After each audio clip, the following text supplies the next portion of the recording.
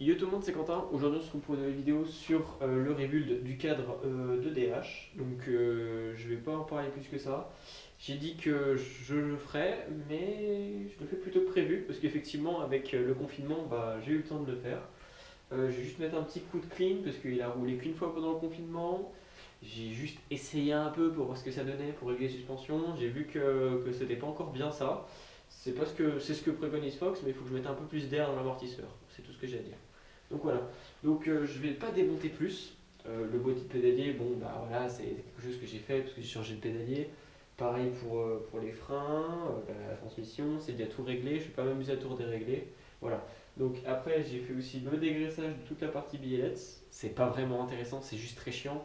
Moi, ce que je veux, c'est faire un rebuild. C'est ce que vous pouvez faire de base.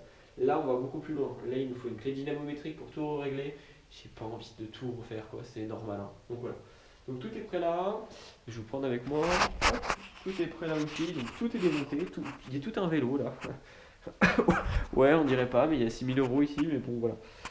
Donc la fourche, j'ai pu la nettoyer. J'ai pu bien la clean. J'ai mis du Clear Protect.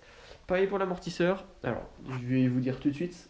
L'amortisseur, le seul truc qui est chiant chez Polygon, c'est l'amortisseur. Donc il va là, comme ceci. Voilà. Et en fait, la buse, on ne peut pas la régler. Donc dans la vidéo, vous allez me voir mettre de l'air dans l'amortisseur. Et c'est tout à fait normal. C'est juste que je ne peux pas le mettre quand il est sur le vélo. Ce qui est très casse-couille. Ça, ils n'ont pas réfléchi, Polygon. Pourtant, ils vendent avec ça, hein, et ils continuent comme ça. Je ne sais pas pourquoi, mais c'est très chiant. Et ça me donne vraiment envie de rajouter, vous savez, un tube en plus. Bon, je pourrais pas le faire, hein, mais c'est très chiant. Ça veut dire qu'il faut démonter l'amortisseur pour recharger d'air. C'est un peu chiant en station, c'est pour ça que je vais le faire maintenant. Comme ça, j'ai plus à en parler. Et voilà. Pour vous dire, le reste du vélo, bah, tout est clean, hein, il est juste à remonter. C'est un vélo qui est plus complexe, hein, à monter. C'est pas un dirt. Ça a une suspension, ça a du graissage. Si vous voulez aller plus loin, donc dans un dégraissage, c'est un cadre en alu, allez-y. Par contre, du carbone, faites un coup de clé dynamométrique, une graisse carbone, hein, c'est important, mais c'est tout.